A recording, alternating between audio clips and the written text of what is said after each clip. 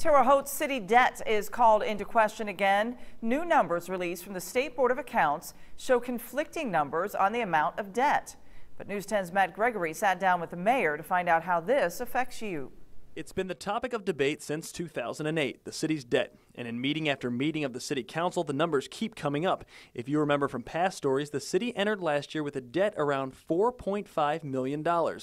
But a release from the State Board of Accounts last week added $1.9 million to that figure from what it calls expenditures for accruals, making the debt entering 2012 closer to $6.4 million. To get to the bottom of the story, we sat down with Mayor Duke Bennett to get an explanation. You take the $4.5 million deficit at the end of 11, and then you add to that future liability. In 2012, we have a pension payment that we have to make. Bennett says the discrepancy is as simple as that.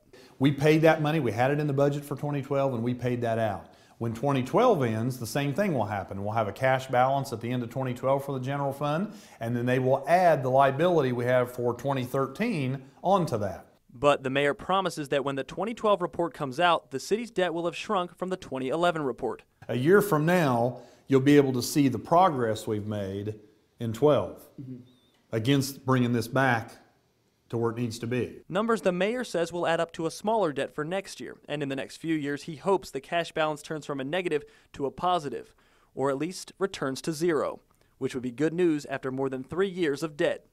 In Terre Haute with photojournalist Gary Bryan, Matt Gregory, News 10.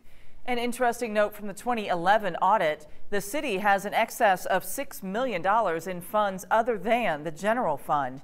However, by law, only a handful of money can be used to transfer to the largest fund, the general fund.